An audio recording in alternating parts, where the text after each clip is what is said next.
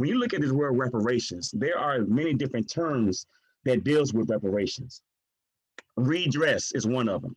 Redress means remedy or to get right, compensation for a wrong or a grievance.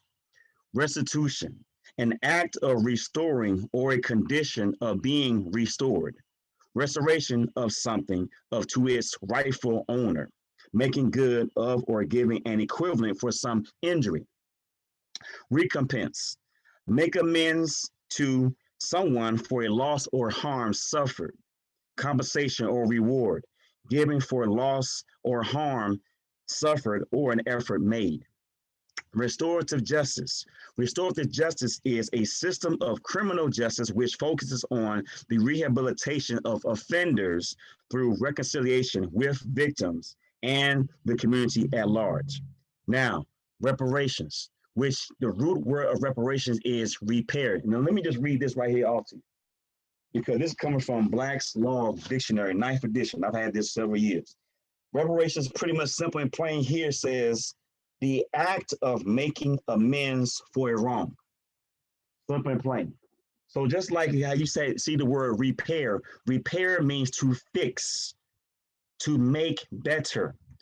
If my car, and everybody has a car, if not, so be it. Listen to this. My car is being hit, being forced to be in a wreck. That's a force. The same thing that happened to the native blacks who got here, was forced to be here, all right? Car wreck, injury, body injury. So two things have to be done with that matter right there. We have to fix the car and fix the body. Whether you have the insurance numbers of the culprit, you have the description of the car, you have who did it, where it happened, you have the driver's license number and everything else of that matter for the claim to be administered. But what happens is there comes into this gap of time to where the culprit stops the justice to be done to your car or to your body. Now, the thing about it is that if this happened to the culprit, how would the culprit feel? The same way how the person that has been offended will feel. The same way, fix my stuff. Simple and plain. That's the point of where we are right now. When we talked about the House Resolution 194, that was back in 2007, 2008. It talks about an acknowledgement of slavery. I want y'all to look this up, all right? You can look up on Google. It talks about the acknowledgement of slavery and the apology of slavery. House Resolution 40, HR 40, and we all have been engulfed with that resolution. The same thing. It still deals with a proposal to study reparations for African Americans. Asheville has something similar. Is that Asheville, North Carolina, has a bill set aside to where it's like a acknowledgement to be done. There's too much acknowledgement thing or things that just don't equate to being of execution. So all these things, that becomes what? It becomes stupid for one thing. It becomes to where you're not taking ground to make the thing happen.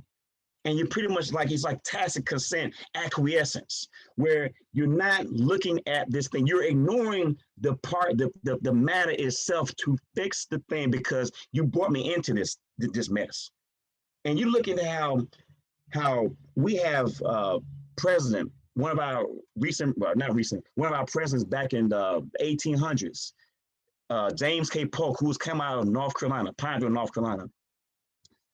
This man had slaves. His family had slaves. All right. You already know what slavery has done in the physical, so to speak. But he had slaves that were actually brought to the White House. One of his key things about about slavery is that he liked them young. He liked women young and the men young.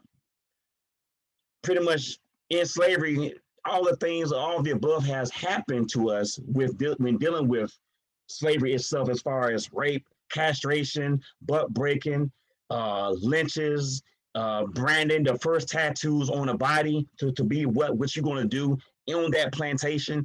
All those things deal with it is horrendous when you look at them of how people are right now in the politics because we're advocating for people, North Carolinians, if you're on here or not, you need to start talking to your politicians about all these matters. You need to start making your amends, your email, get to the emails, get to the phone numbers, get to talking to these people on Twitter some kind of way because this is a problem that has to end.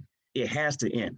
But like I said, during the time of the gold rush, where James K. Polk was advocating for to have a Mexican U.S. war, which it did advance itself to where now the gold rush was because of seeing all the fruits of in San Francisco. That was like a money grab. He is a president worrying about a money grab. I mean, does that make any sense? You got a president worrying about a money grab, so basically he's going to be involved with having. But the people that were to be sent there were the slaves again.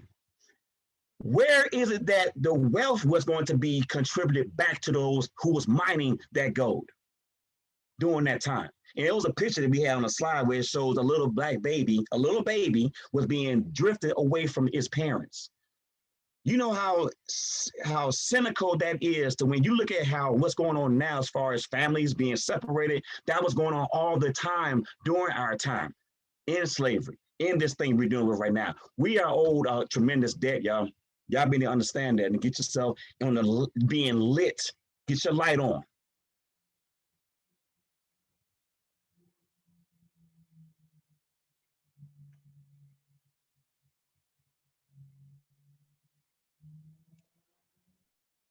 All right, thank you, Affair. Next is David Bell of Indie Left Pack. He'll be talking about the debt.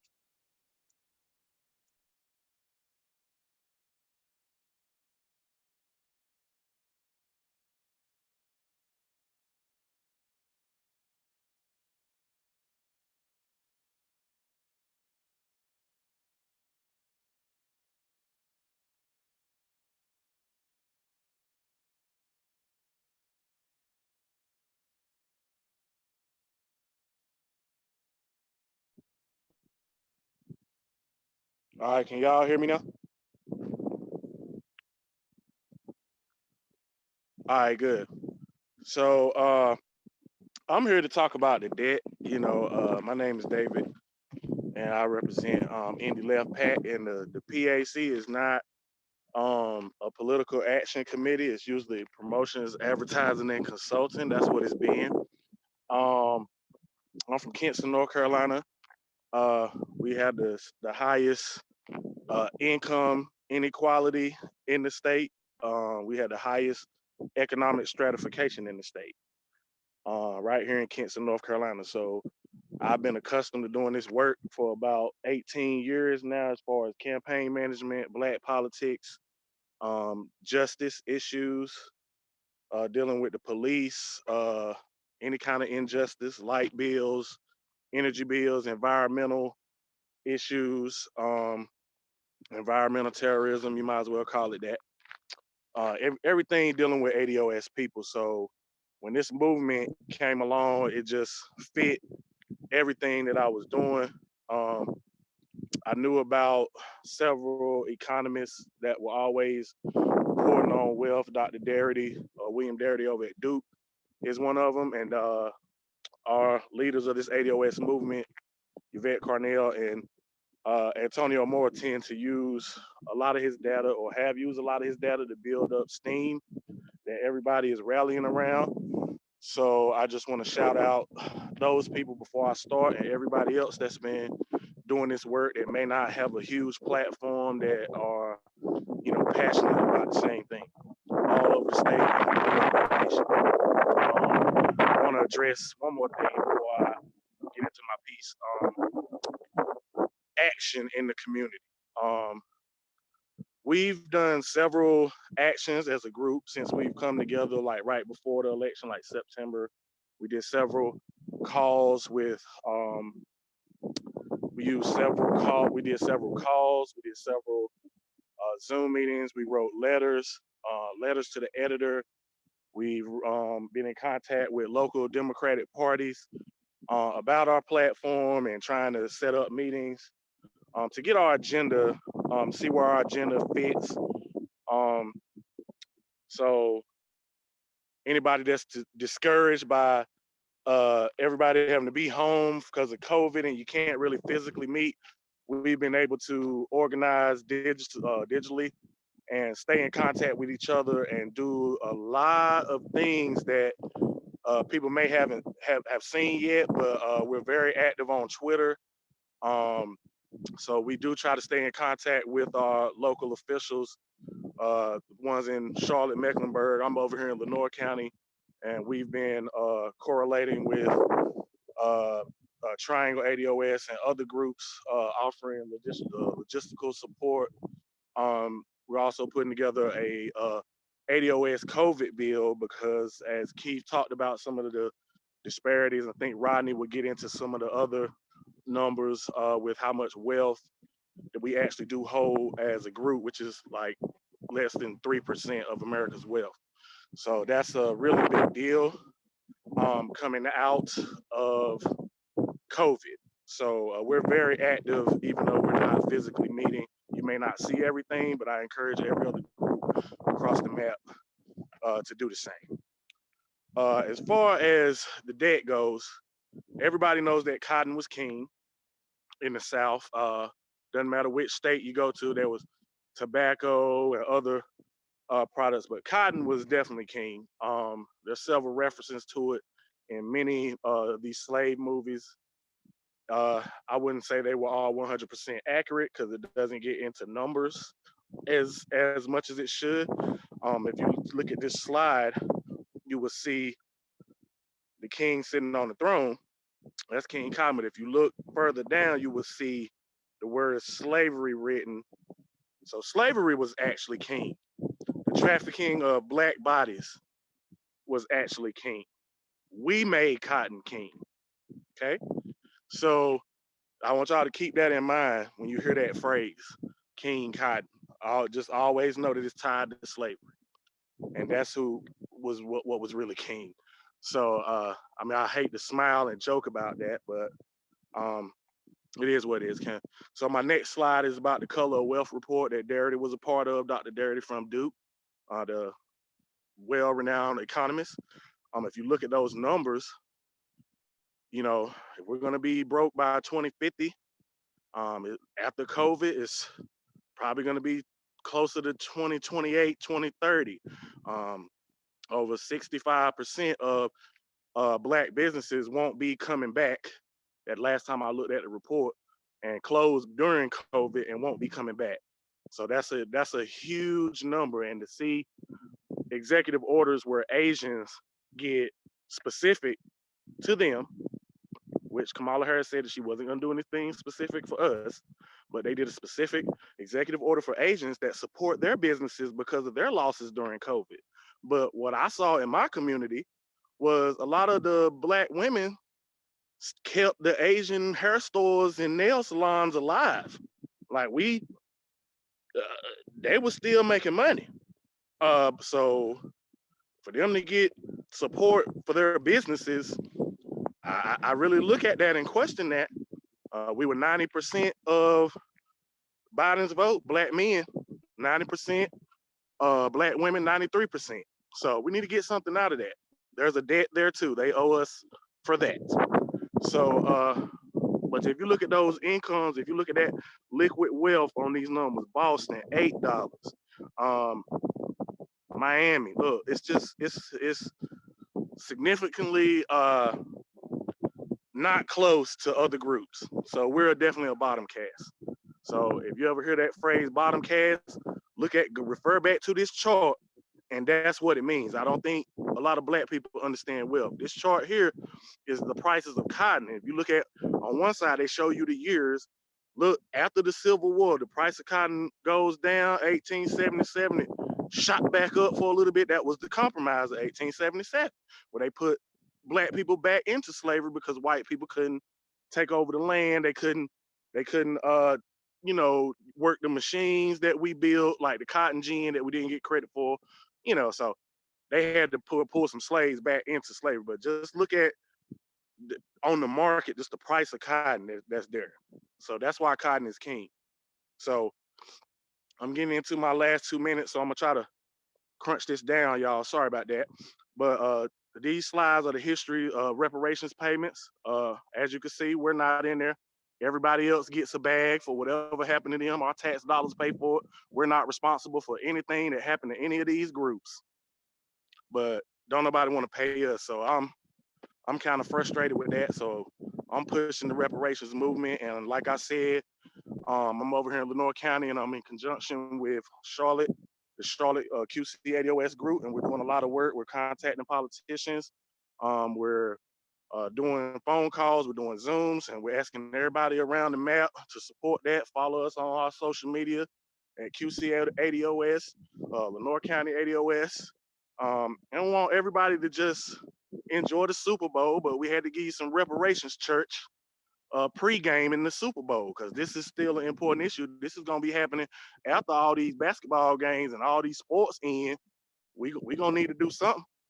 And so at the end of the day, I shout out my team and everybody that was here putting it together and supporting and came to be here today and take an hour out of your day. And thank you. And team up with other ADOS in your town and get something rolling. I hope we inspired y'all. And that's all I got to say on this call. And looking forward to the March 7th reparations talks. I hope y'all join us for that. Thank you.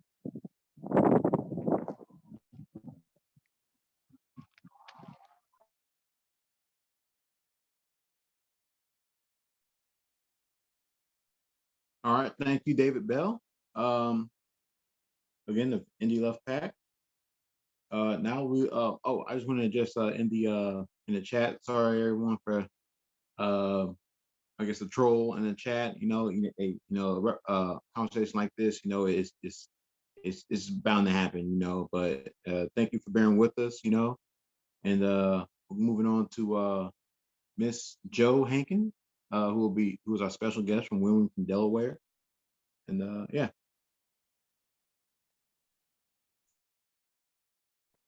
Good afternoon, everyone. My name is Jo Hankins. I'm affectionately known as Miss Jo. And I'm here today just as a backup and a support mechanism for QCADOS.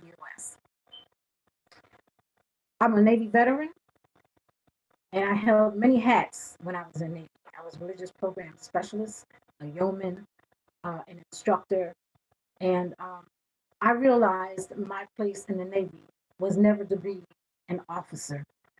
My heart was with the enlisted people, which I was, and my mission was different. I saw my mission as different. It was to guide and help many ADOS Black sailors on a path to retention if they so desired. And I did that through knowing the various references, instructions, and notices and parts of the UCMJ that allowed me to help them move forward up the ladder of progress.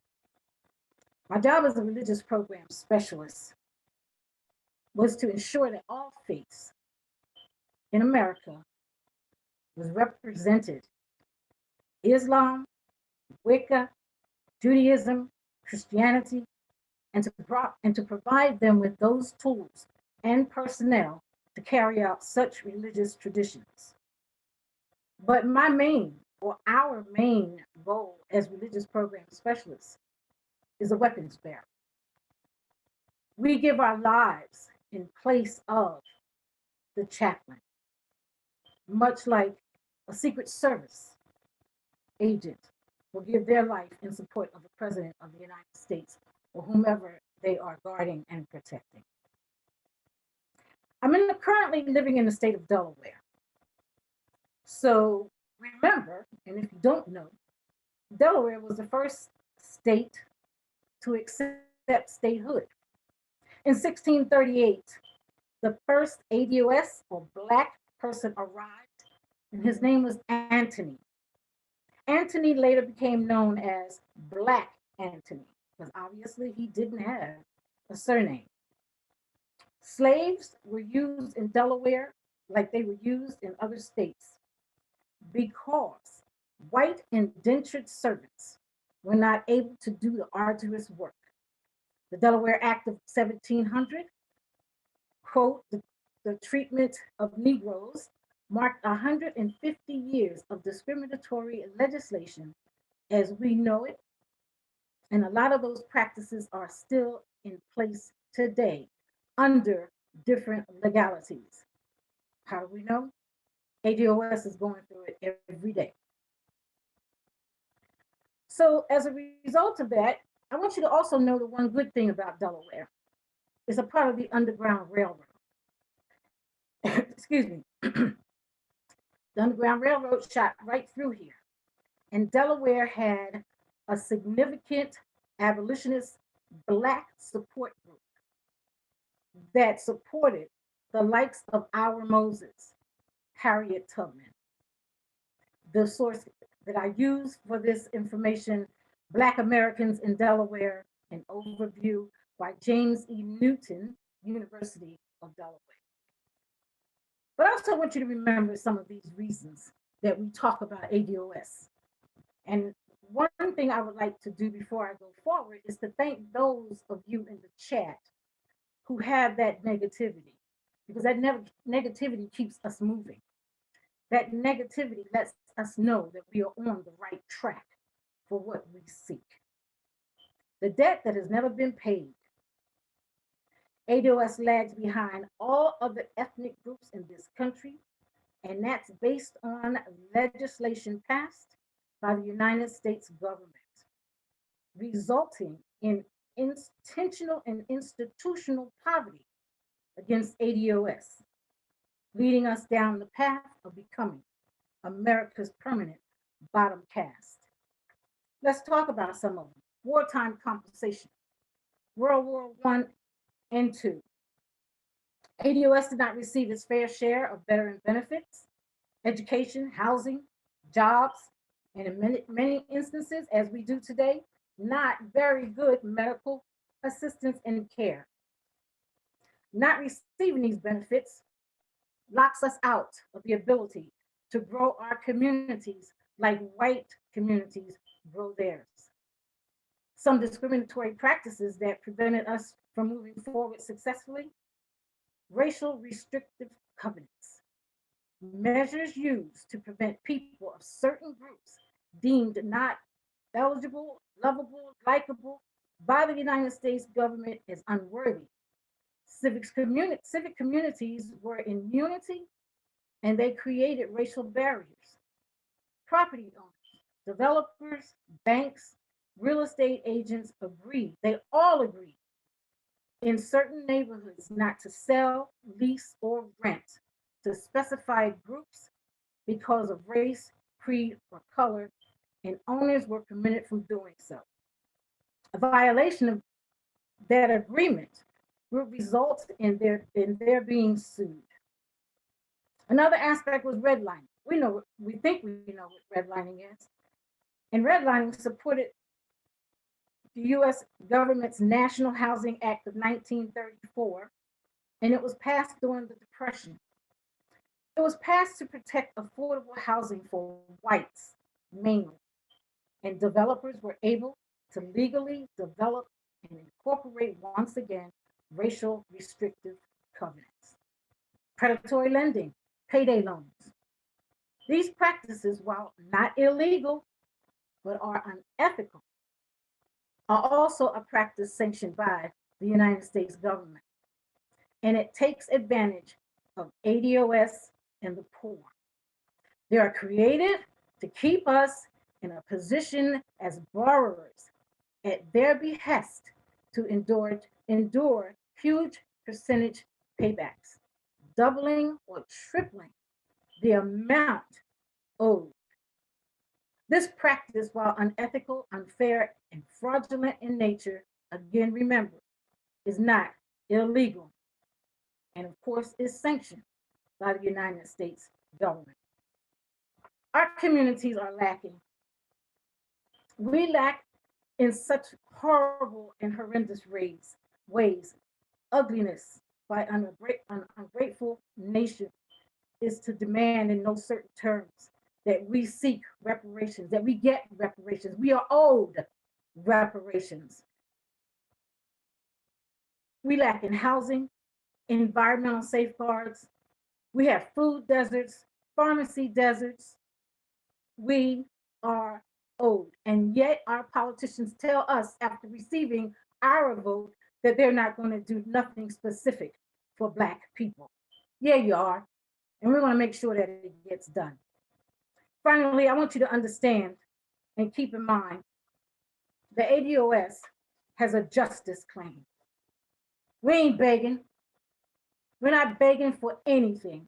We're coming for what we are owed. And if you don't like it, get out of the way so we can move forward with no complications.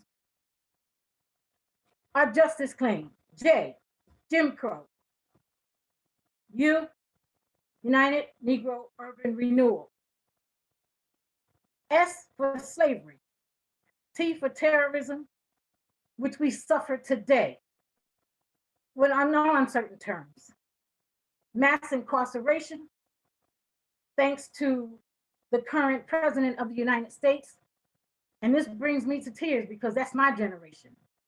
2 generations of Black men and women used as barter for a war, and now barter for an incarceration organization that if they don't, that they have to maintain a certain number. And if it's not, they don't get their money. Cop abuse or police abuse. E, exclusion. And that exclusion has been legalized. We're coming, okay? Legalize government exclusion from full participation as citizens, to be treated as such and to be able to progress and grow in earnest as a fledgling community. Thank you.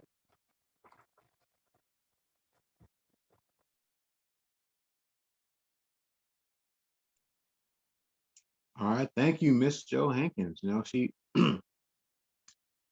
she spoke with a lot of passion, you know, and passion filled with our experience, you know, and man, I can only imagine. And thank you for your service as well as a military veteran. And it's gotta say, you know, everything we've been through is that's all of it. That just pushes us even more to just go harder. The more we learn, the more we just have we pushes, you know, the more we learn about white supremacy and how it's affected us, this pushes us to go harder, you know, against that system, to get our justice back. Because you know we can't, you know, we just can't sit around doing nothing, you know, just letting the system do what it does to us, you know. So thank you very much. And now we'll have Rodney Williams, who'll be talking about the Trump tax bill, how it's affected us, and where we go from here. And just remember, we'll have a quick Q&A session after this. So get your questions ready and ready to have the conversation. Thank Hey, hey, good afternoon, family. It's exciting to get a chance to talk with you all in the great state of North Carolina and of course from all over the country. Appreciate your focus and staying not distracted by what's going on in the chat room. So can you imagine with Fannie Lou Hamer and with Martin Luther King and Malcolm X and all those great people we have to go through? Even in y'all great state of North Carolina, just thinking about how the movement actually started there, Greensboro at the Woolworth counter, what they had to go through, you know, the insults, the beatings and things of that situation. So we come from a powerful lineage. And in that great state, shout out to my grandfather, who was a preacher, who also had the privilege of being a civil rights activist and also met with Lyndon Johnson. So I lift his name today, Reverend Pleasant Blackston, out of the Wilson area. We had congregations in Scotland at Wilson and Rocky Mount. So give thanks for that. Excited to talk to the family about all the great work going on with Charlotte and the various regions doing this work and taking up this mantle of reparations. I know y'all have more Mondays deal with Reverend William Barber and his work, but in spite of that powerful work, people are still feeling left out and they're still hurting. So we're going to have a conversation to talk about that and elevate some of those concerns and some immediate concerns that's coming up, and let's get some strategy so we can get activated and move forward and come together. I'm excited about that. So some of my concerns are that people might not be aware of is it's tax time. And we're still presently under the Trump's tax system. And 2017, he overhauled the tax system, and that hasn't been done since 1986, over 30 years ago. That tax bill was called the Tax Cut and Jobs Act, the TCJA of 2017. And when Trump and his staff did that tax overhaul, took over $2 trillion with a T dollars to fund that process. It cut it and gutted out a lot of federal needed programs for especially the poor. And just to give some examples, it took the corporations tax from 35% to 21%. A lot of us who are homeowners like myself, we were no longer able to itemize on that Schedule A, meaning we couldn't write off our mortgage interest, charitable contributions, and things of that nature. So a lot of us actually got a higher tax bill, even though our tax rate in many cases went from 15% down to 12%, but by us not being able to itemize, a lot of us in the middle class and working class, we were not able to, maneuver. So let's talk about some strategies that we're going to deal with. And you might want to get a pen and paper out because I'm going to give some phone numbers to call, how to get activated, and a little tax strategy. Because unfortunately, that eviction moratorium is coming up too for a lot of our family. Forbearance, people might lose their homes or even be evicted. People, because of last year, losing their job because of COVID, are now on unemployment. And that unemployment income that you get from Raleigh or which your various states are, the 1099-G form, that's going to be taxable income. And some people have to even take out their 1099-R, which is their pension or 401k, just to make ends meet. That's going to put you in a higher tax bracket. So as a result of that, we need some strategies. And I want to talk about that and how we can move forward and get into several different things. For example, I just want to go over some tables. Right now, as it stands, if you're married, filing joint, meaning for your spouse, if you make below $77,400, you're in the 12% tax bracket. If you make above that, then you're in the 22% tax bracket. And by you taking that money out from that 401k could push you up. That can cause a problem. For single people, if your income is like between $9,526 to only $38,700, you're in the 12% bracket, and then it goes up once again to the 22% bracket. What are you going to do? Of course, the head of household people, meaning you have a dependent, your income is $51,800. If you make above that, then you go from 12% up to 22%. So this could cause a tax problem for many of us. So one of the strategies that you might want to think of is to call Internal Revenue Service. The toll-free number is 800-829-0922. That's 1-800-829-0922. And ask questions, and I'll get into some of those questions. They're open from 7 a.m. to 7 p.m. But if you have a tax liability or tax situation, they have a form out called Offer and Compromise. That's when you can try to settle with the government pennies on the dollar because of this new, financial situation that you find yourself in. And that's a form, Offer and Compromise form, OIC, Offer and Compromise. That package is 656B. So that's some strategies to help you out. It's about 40 pages you have to go over, and they tell me your situation. I lost my job or had to take out this, money to survive, and now I have this tax bill, and explain your situation. And that can be one of your remedies right there to help you out to, reduce tax liability. North Carolina is a great state. Y'all got so much going on there. Earlier, David talked about cotton being king. I lived in Wilson, and I'm a product of Wilson's educational system, Wilson County, went to Wilson Pike.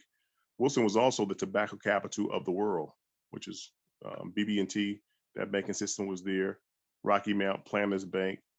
So slavery goes way back to making some powerful agricultural, family dynasties in those areas, not including Smithfield Hams and the poultry farms throughout the state. The great city of Charlotte, y'all have the banking institution now, one of the nation's capital for banking. Raleigh-Durham Cary area for pharmaceuticals, big pharma. The Tri area, of course, for furniture and textiles. So some great things are happening in that state, but it doesn't appear with most of our friends and family members.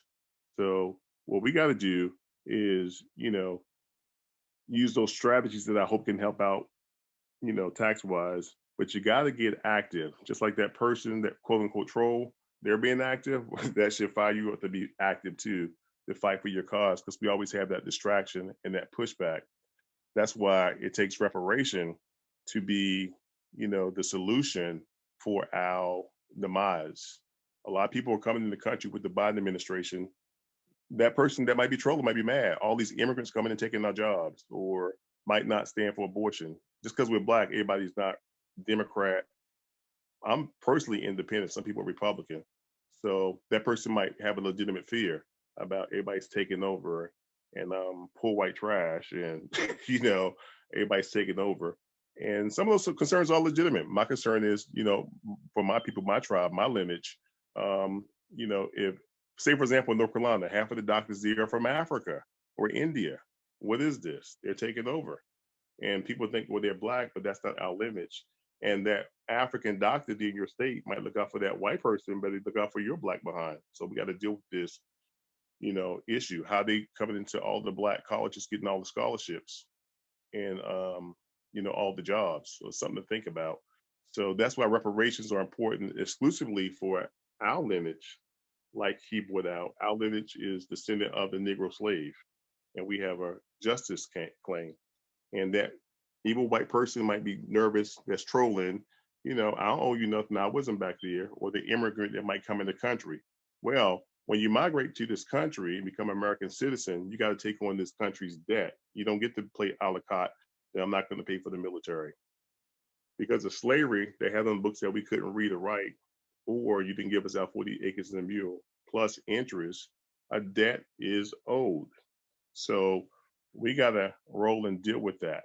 So how do we get politically active? Well, first of all, we have the government switchboard. If you know who your elected official is, that phone number is 202-224-3121. That's 202-224-3121, which is the government switchboard. For the Wilson area, Butterfield, who's a family friend, he's the congressperson there. In the Raleigh area, Deborah Ross has Southern Raleigh. David Price has Chapel Hill. Kathy Manning has Greensboro. Alma Adams has Charlotte. So you can see some of those numbers that I already have on the screen. Take those numbers and get in contact with your elected officials.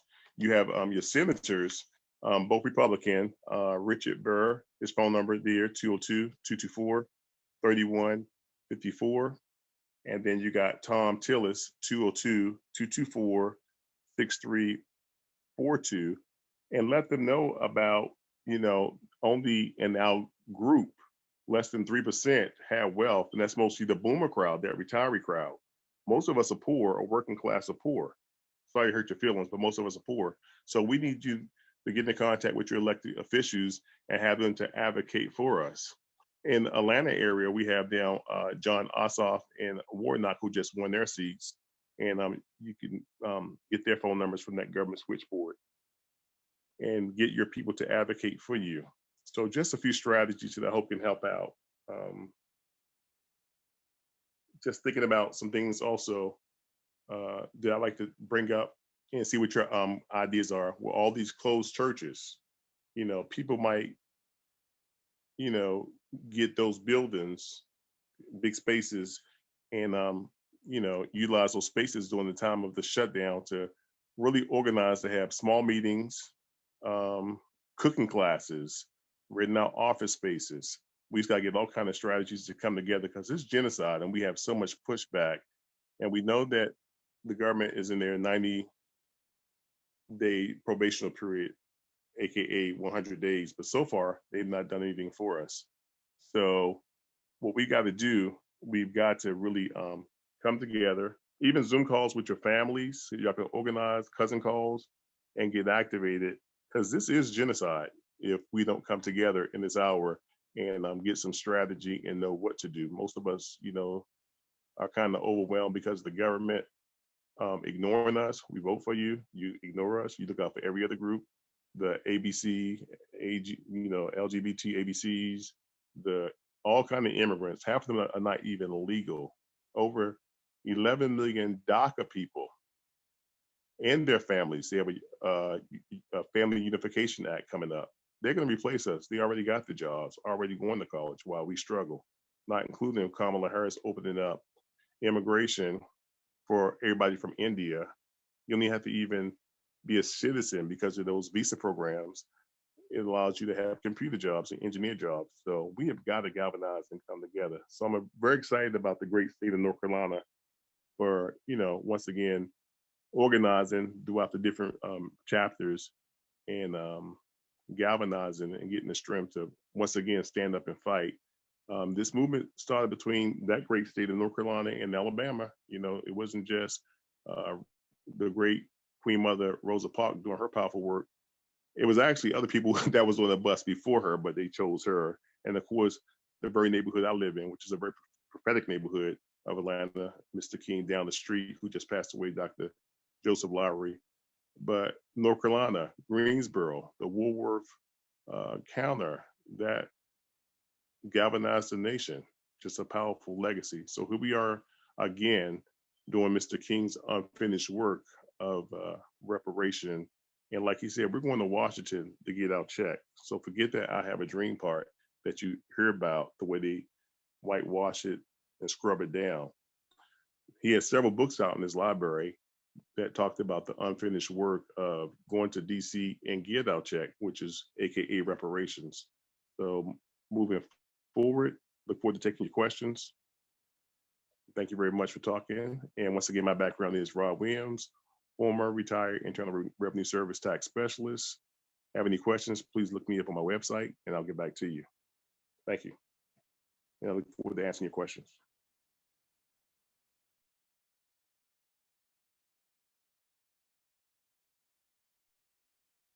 All right, thank you guys.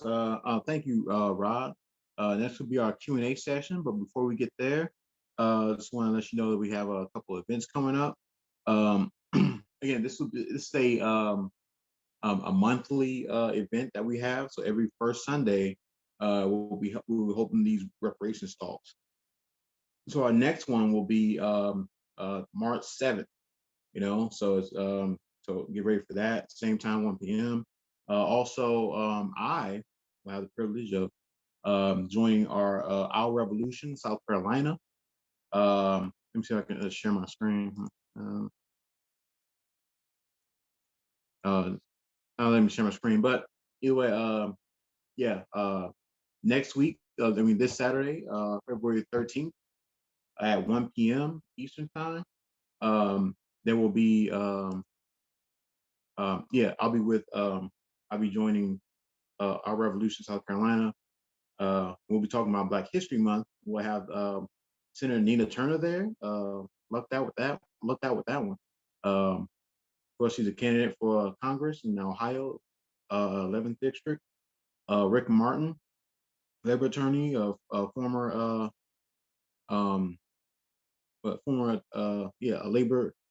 labor attorney, former UAW president, and Robin Gauss, VP of Myrtle Beach NAACP, and also she's on the board of the ORC or RSC board. So yeah.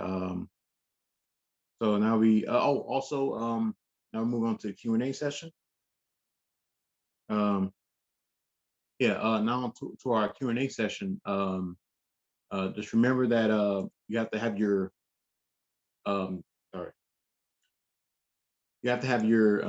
your video up. So like you raise your hand, like click on the raise hand button, and make sure you activate your video. We want to see you, and also it helps to prevent trolls and stuff like that. So Yeah. Who's next? Also, I just wanted to say this one thing. This is Tiffany, and I just want to say that we are writing a resolution to the Democratic Party, Mecklenburg County, asking for basically an end to of the Democratic Party in Mecklenburg County and North Carolina of supporting racism, white supremacy, and anti-Black laws.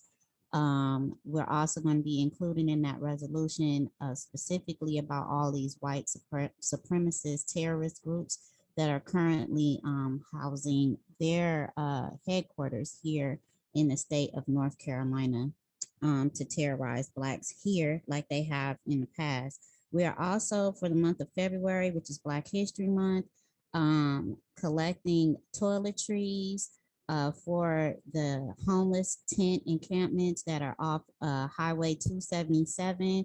We're asking that donations be sent to Little Rock AME Zion, 401 North McDowell Street, Charlotte, North Carolina, 28204.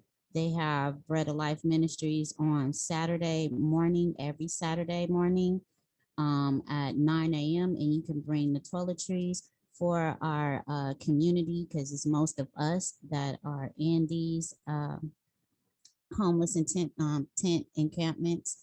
And we want to support our people and also advocate for them.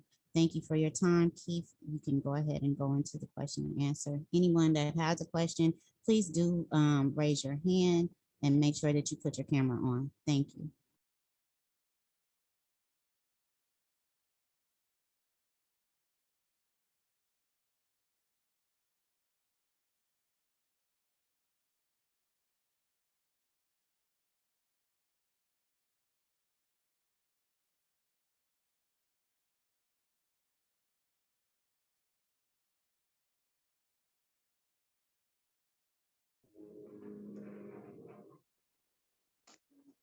I can't hear anybody. I don't know why I can't hear. I can't hear. I don't think anybody is speaking for you right now, Kelly, but go ahead and ask your Oh, question. okay, Thank I you. apologize. I'm trying to clean up, so I apologize for my appearance. But what I want to ask you guys, because I'm not in your state, is for future projects that you guys are doing as far as, you know, email campaigning, calling your elected officials. Do you have calls to action outside of your state, outside of your group, so that, you know, as a show of solidarity of numbers for other people that can call? Also, I just wanted to know if you guys have entertained that. Have you done that? Is that an option?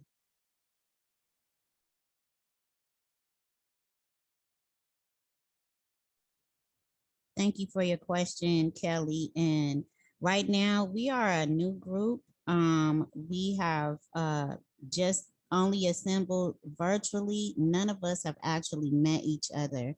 We have only been doing video chats with each other through Facebook and and so all suggestions that anyone has in order to get us connected with other people. As you see, we have Miss Joe from Delaware. We have Rodney, and then right now my brain is escaping me where Rodney is, but Rodney also is not in the state of North Carolina. Keith is in South Carolina, and David is in Kingston, which is a ways away from Charlotte. LaFair and I both are in Charlotte. So we're open to working with any and everyone. Rodney, I see your hand, and I'm going to let Rodney take the floor now.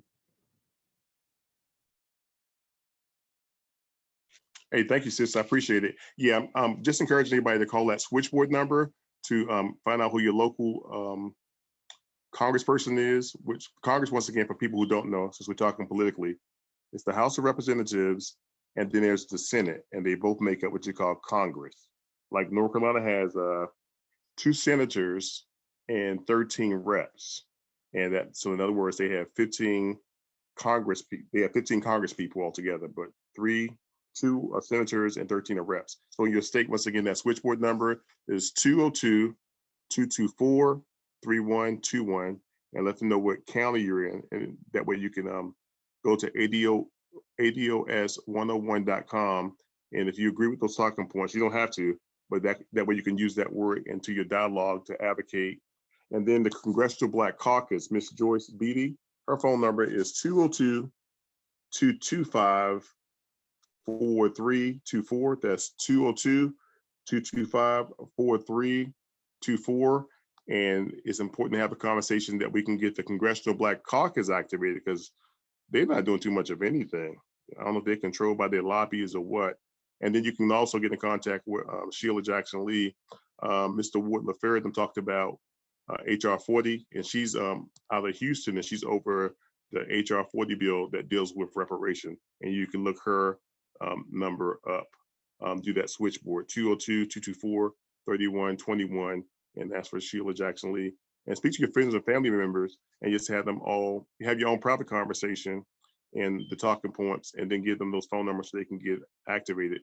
Because as you're watching Congress pass all kind of legislation, which is probably making that white troll nervous and mad, they're giving everything away to the immigrants. And that's making me mad too. You know, you owe us from slavery, you have given us nothing, and then you're giving the whole game away. So by the time your 100 days are up, we have nothing, or we out of money.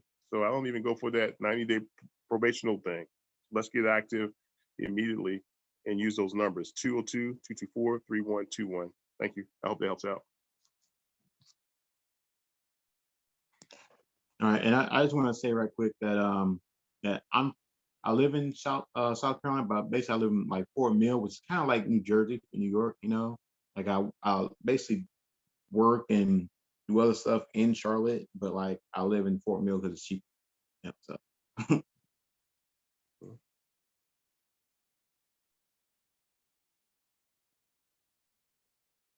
Okay, you gave me the option. Thank you. Okay, so my question is how I'm trying to turn my camera around so you know it's still me, but I think you believe me now. I wanted to know how or what is your rallying point? And I understand Mr. Williams' point about contacting the people, you know, on the Hill. But as far as like even in your local and state areas, is there a rallying point that you guys meet at, or you put the word out and say, hey, we need, you know, people to call this number, jam up their switchboard, or, you know, whatever the thing is. So that's what I'm asking, so that people, I'm calling from Las Vegas, Nevada, by the way. So I'm trying to figure out across the, you know, across the United States, how we can still stay connected and still rally together as needed for the number's sake. Even though I may not be a constituent, you know, they're not going to know if my phone number reads you know, a Las Vegas area code, but I could be relocated to your area. So I'm just saying, I'm trying to get that kind of information. That's it. Okay, I can step to it too. Can I talk to that? Yeah, I got you. I'll refer over to Rodney after I say this to answer Kelly's question, because I think I followed Kelly on Twitter. Hey Kelly, how you doing? Good to see you too. Well, what we do is something like what I do here is you have a city council meeting maybe twice a month that they're doing virtually now, because I guess you can't meet physically, but what you can do is get in the chat, and if you and you ask your questions directly to them when they're up there talking, and somebody is monitoring. I guess their secretary is monitoring the chat, and usually with the school board, the local school boards, they usually have on their website where you can send letters in, and letters can be read to the school board members at the meeting. The county commission does that as well, where they have a section on their website where you send in your questions and letters, and they also have their email addresses and contact phone numbers listed on the city and county websites. So if you were to continuously email them with ADOS language and just different things from the lexicon that we use as far as what our issues are, you can always do that. You know, you don't need a whole group of everybody across the nation to do your advocacy work. I'm pretty sure you know that, but individually, that's what you can do. Being that it's COVID and there really are no physical rallying points, that's what I recommend that you do. And Rodney, he listed numbers, and like he said, it's a switchboard there for your state, um, House and Senate members, or whatever on the switchboard. But other than that, yeah, just be active in your city council and county commission and school board virtual meetings. That's what I recommend. You just get in the chat and blow the chat up with your questions. Usually when you go there, there's not a lot of people participating in the chat. So they would definitely see your comments. And if you continuously email and call and build a relationship with them, they will eventually have to work with you. And once they see that you're pulling together your Vegas group, and if it's a coalition of the willing of 5 or 10 people, it will grow and it will eventually do what it do. But just don't be discouraged if you don't get a contact back. You just keep reaching out, and that's what I recommend. And I'll pass over to Rodney if he has anything he wants to add to that. Okay, hold on just a second, Rodney. We had a question in the chat from Lydia Lorenzen. I hope I'm pronouncing your name right. She says, I am a senior white woman who is in the process of learning all I was not taught about Black history and the result of systematic racism. Therefore, please forgive me if this is inappropriate. That is not my intention. A Black friend of mine referred me to this article about working on the state level while continuing to work for national reparations. She suggested that all Black people should be offered a free college education without the need to complete extensive forms. While this doesn't make up for the past, but will help the future. Is this a good idea? Anyone in the group want to answer that question? Keith has his, so I'm gonna unmute you, Keith. Yeah, well, one huge thing that ADOS likes to address is that aspect of like, people think, oh, well, why don't we give them free education? But and ADOS was kind of going to talk about plugs and outlets. Like education is the plug, but we don't have a outlet to access. To actually utilize that plug. Like right now, I got a public relations degree. Okay, I'm educated, but I can't get a public relations job. So like, what good is my education if I can't really apply it to what I'm actually going to apply it to? So like, yeah, you can get us as educated as you want to. It's not going to mean I'm going to be able to find a job. Doesn't mean I'm going to be able to earn enough money. Definitely doesn't mean that I'm going to be able to have access to the tools that most other people get, especially white people get, to create my own business or have access to like different networks and stuff like that, to where I can not only for example, public relations, not only start in public relations, but also build on top of that and, just basically get more equity in the field I choose to be in. So like, yeah, like you can do that, but that's better. And again, this goes back to Dr. Sandy Garrity. We're like, well, listen, if you want to, if your solution is education, just give everyone free education, because that's got nothing to do with us. That's just because again, like if you give Black people ADOS education as a form of reparations, it's going to go the same way as affirmative action, where, okay, Black people got knowledge is provided to everyone, and now it's basically erased. It's not even reparations no more. It's just general policy. So the real issue you're addressing there is class. It's not really race. And class doesn't fix race. Class does fix class. But even then, if you're fixing class, it doesn't fix race. That means we're still going to be at the bottom. It just, in terms of the leveling of the class, Black people are still in the worst position. This goes back to Lee Atwater, where he's like, doesn't really matter what you do as long as the end result is Black people getting hurt worse. So that's why education isn't sufficient, because at the end of the day, Black people are still going to be hurt worse.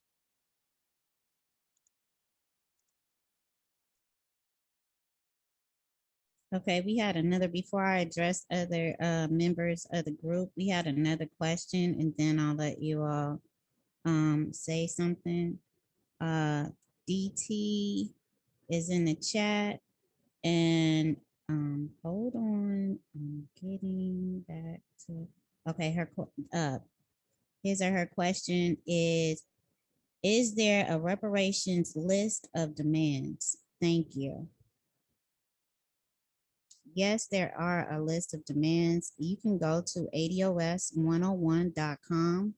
There are a list of demands. In actuality, the demands that you see on ADOS101.com are just only the beginning. All of our list of demands is a living document. So that's why, like for the state, I know that Dr. Darity, whose information we do use, he has stated that he's not for statewide, state-led reparations. I understand his point. However, because the states do participate on a governmental level of oppressing ADOS, that is the reason why QC ADOS came about, because we believe that the state needs to repair us and needs to put ADOS first.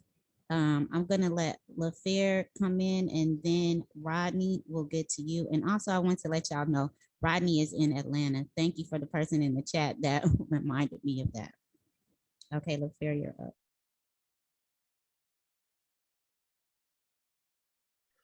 Yeah, a lot of good question, and I'm just want to state some things. A lot of the things dealing with the demands are as well as they're on ADOS101.com. But when we look at, like I say, I think I didn't mention reparations even on Wikipedia is a term that pretty much they say on Wikipedia it's a transitional justice. You know, this is dealing with a multifaceted, multi-generational thing that has to be done. It does not just start with a check or some type of cash payment, which it is a part of it. But it's a long list of a transition. It's a comprehensive program thing that has to be implemented for those that were the original Blacks of this country, or those that are the American descendants of slavery, because so much has been done to us. We have everybody on here has post-traumatic slave disorder. Everybody has it. But we're dealing with it in our normalcy, and then you couldn't tell me anybody that is living today could do the things that we have done, even of our lineage, and still be here to talk sensible, to talk with common sense or come on sense, so that we can get some things done or find out what is and what's not. So the demands is there. The demands is there. Everything is laid out already. We just have to put this into motion, because it's of a tiresome thing to keep ignoring something that is a problem. Like, you cannot keep ignoring a wound. And even so, it's like when you get hit by a wound, it takes time to get healed. It takes time. So we have to be in on the transition and to be ready for it, and to deal with all our atrocities that have happened, all the things that we are still experiencing, as far as like the post-traumatic slave disorder that's one of the terms that I've seen from Dr. Joy DeGruwy's literature, her podcast, her things that she's done on YouTube. Very excellent, and I commend her. But like I say, all that is entangled with education. We need education. A lot of white people, they need to be educated, as well as us. What I'm saying, you need to be educated on just simple things that deals with being a human being. You cannot keep passing off to thinking that because you have the nice Range Rover or the nice big house or a nice vacation home, that how did you obtain all of that? You know, because it's like, you know, let me just give you a real short. You have a stolen car. A stolen car was taken from the people that had that car. And then that stolen car is used and abused, but it's used to form your wealth. And now that it has now gotten into the light as far as what has happened, the education has come on. Now it's time to return that stolen car, but you don't want to give it up. So what are you doing? You basically just being just as worse than the people that your lineage comes from, because you keep hindering, you keep harming, you keep holding back in stagnation of a people that have of a people that are in deserve of this demand for reparations. Just as much as you have Jews all over the world still getting reparations and expenditures and benefits from the state of Israel here in this country, nothing happened in this country dealing with Jews. Everything that happened in this country deal with us, as far as a lineage. So I don't think I'm trying to get off on a tangent, but just want to just give you some context, or at least unpack a little bit from just understanding. Look, the demand is already known; it's already here, and we just got to just put our best foot forward and make this thing happen. Go ahead, Rodney. You can go ahead. Happy. Okay, I'm going to unmute Rodney, but to address Miss, I forget the person in the chat's name, but the one who asked about education. Dr. Darity wrote a report, the wealth gap, what we get wrong about closing the racial wealth gap. That link has been placed in the chat for you to review, so that you can understand why closing the racial wealth gap in dealing with education just will not work. Okay, up next, Rodney.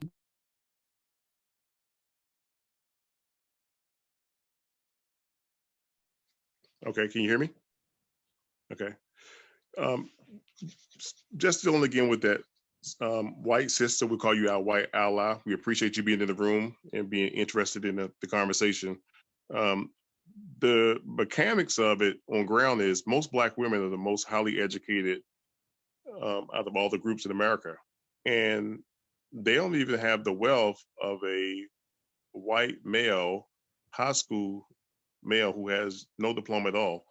And they get paid higher. So that's not going to solve anything. And earlier, you talked about you're not plugged into a network. So you can have all these degrees, but for example, what's going on right now, Kamala Harris is going to, all those Black guys that went to Morehouse in Atlanta or Howard University or the great powerful universities here in North Carolina, A&T and Elizabeth State, Hosky, they're not going to get no jobs because now not only are we dealing with racism, but we're dealing with the caste system, because everybody from India is going to hire their own. Everybody from Nigeria is going to hire their own in those tech jobs. So you can have all these degrees in technology. They say go to school and get a job in tech, even in that triangle area.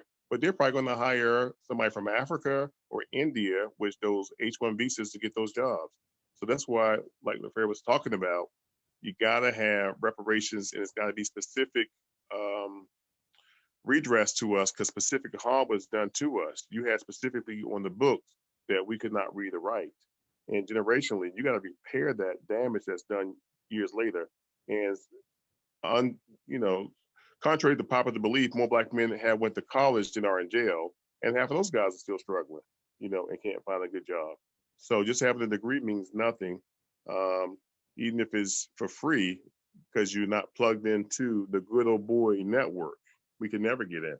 During slavery, we were skilled, but they formed unions, the white people, and made it so that you could only hire union workers, and Black people couldn't even get in the union. So they got so many strategies to hold us back. That's why we have to be like a specific group, like they treat the Indians who get free education and a free check, that we're deserving of that even more so. Because even the Indians, the 5 civilized tribes, they even own slaves. Most of us in my family, we're Black, but I'm Blackfoot, half of my family comes out of that in that region. Half the Blacks are mixed with that.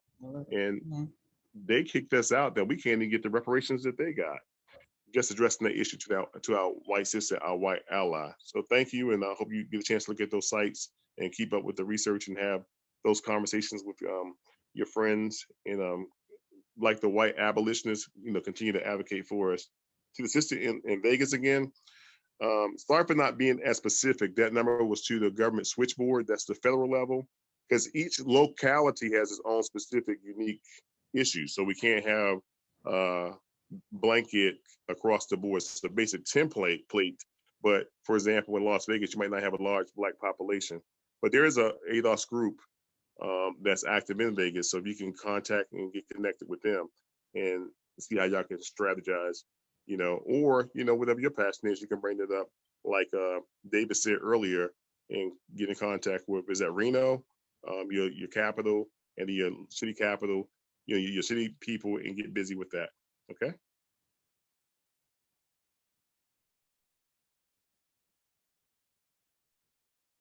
Thank you, Mr. Williams.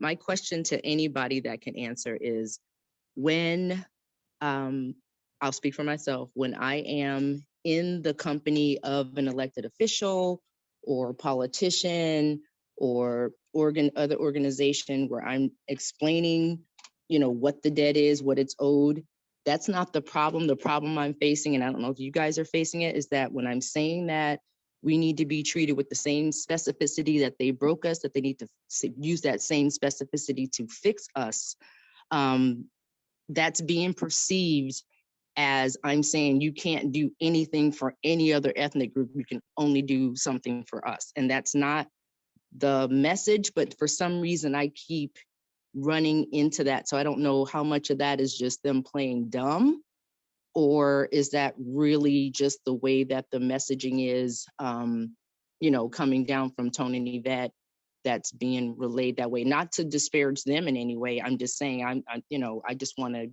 get some perspective. I seem to be running into that roadblock.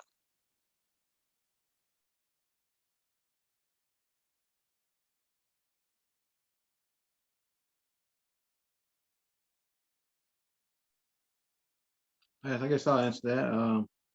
I guess one thing we have to understand is like white supremacy is another aspect of white supremacy is psychological, and one very good psychological tactic that pretty much just anyone in a power position likes to do is gaslight. Like, yeah, they know you're right, but because they don't actually want to do anything for you, the only option left is to gaslight you and make it seem like you're in the wrong or something's wrong with you. But you just have to stay on your square and just continue to make that fight and try to make allies where you can. Because if you're just by yourself, then obviously you're not gonna be very, very effective. It's again, white supremacy, it's a very problematic thing. So just the only thing I can really say is just try to get more people who share your desire to have specificity for Black people. I mean, for ADOS specifically, and like try to get them together so they can come with you. So you're not just by yourself. You have other people with you and also make their argument with you and stand behind you, because there's powers in numbers, and that's what this group is for. So we can all be here with each other and stand firm and say, hey, listen, we're ADOS. It's more than we are Legion. More than just one, and this is our demand. This is our justice claim, and this is what we want. Absolutely, Keith. Good job. And also, I wanted to just state for the record that white supremacy costs us all. It costs everyone on this call a whole lot. I believe the number that I've recently read about how much white supremacy has actually cost the United States is $16 trillion. That's basically the debt that is owed to ADOS. And so when we're looking at the system of racism, white supremacy, and as our white allies are trying to find ways to come up alongside of us, just understand when you're talking to your people or to any other person, whether they are of the same group as you or not, what you need to help them understand is that it costs us all to hold this one group down. And this one group who has done so very much for this country and fueled literally a global economy, because the system of racism, white supremacy is global. There is nowhere that you can go on this planet and not experiencing. And with that, I'm going to let Rodney say his piece, and then we're going to wrap it up, guys. Thank you so much for tuning in. Make sure that you tune in for us March 7th, Sunday, at 1 p.m. Reparations Talk is going to be every first Sunday of each month until we get the check we are owed. ADOS. Thank you. Okay. In closing, just thank you again. Great point that you brought out. Earlier when David brought out how cotton was king, that was the #1 crop in the world. And that job, not only from us in the cotton fields in North Carolina throughout the antebellum South, but all the New York houses and the textile mills in North Carolina that fueled even the North, the fashion industry, even in Birmingham, England, the cotton was shipped over there. This is a worldwide crop. And just like sugar from the great nation of Haiti took care of the sweet tooth, cotton was king for the whole wide world economy. And after slavery, that was a worldwide blow. And that's why they had to figure out a way to get us back into quote unquote sharecropping so that we can get back on those fields and, help out with that supply and demand. So just keep that in mind, and to the sister again in Vegas, people are always going to try to deflect. I don't want to deal with the issue. I'm going to play stupid and dumb. And I know what you're saying is true with all the evidence. The medical apartheid that's going on right now with COVID and Tuskegee, it is so many examples that we know about, and of course that we don't know about, from Rosewood to what you did burning down Wilmington, North Carolina, not only Wilmington and Rosewood, Florida, but all the major highways went through black districts here in North Carolina. Durham, which is still a powerful upper class crowd, but 95, 85 went through these highways from, Miami to Atlanta. They, those city planners, they drew those lines directly through the black business districts. They know the damage that they did. We even talked about redlining and you can't get a loan from the bank. All these things they know, but so don't play the games with them when they try to deflect. Just smile and say you're deflecting and stay on topic, because I do that all the time with people, even who are black. And then we're not devices. We love our white allies like that sister. We appreciate her time and her passion, and even other people from the black diaspora. I'm very Afrocentric. I'm trained in West African dance. We have a black agenda to include them, but they have CARICOM, or they have the African Union that fights for their reparation. We Black Americans, we're not included in that. They look at us like we're crazy if we think we can be a part of CARICOM or the African, movement over there for their reparations against the European colonizers. So just keep that in mind. And white people, they know about the homestead grants and things that they got. So just give them a good old history lesson. That's why in our group we have a book club, which is helping us out with our political education, so we can have a wonderful conversation and a wonderful history lesson about how Reconstruction and the Great Compromise that happened, and with a smile. All that history is available. I love history. I love when they show slave movies. I love, that we fought in every, war. Mr. Crispus, the first one the British is coming, that was a black man who got killed. We were here, and so they know this already. So just have a wonderful smiling conversation, and just give them a wonderful history lesson. Not the history lesson that was written by the evil demonic daughters of the Confederacy, because they lost and they were traitors, just like we saw a couple of days ago in DC. So those are just some of your talking points. Just some of the little highlights that you can talk about with a smile.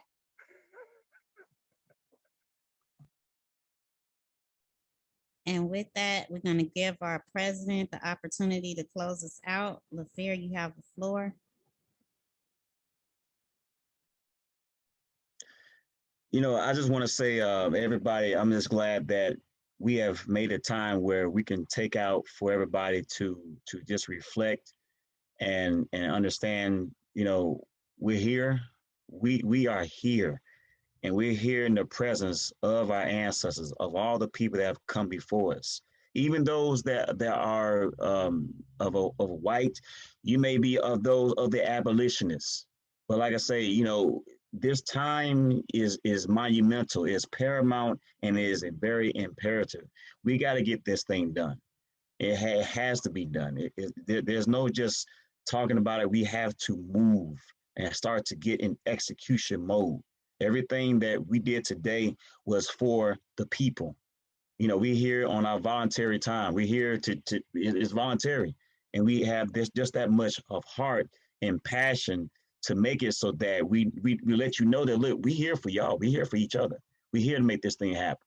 Everybody's here to reflect on their family, their ancestors, the movement, the what is the particulars, the critical thinking, and it's going to come to all of that being said so that we can get this reparations going. Because even when the reparations does come, we have to understand that and where that does that take us, and how do we actually get our youth together, all of our youth together, to start getting educated properly, really properly. We have children right now that we're trying to figure out what not to say, what to say to them, because just like even myself, I was taught some things that just wasn't propelled to where I am right now.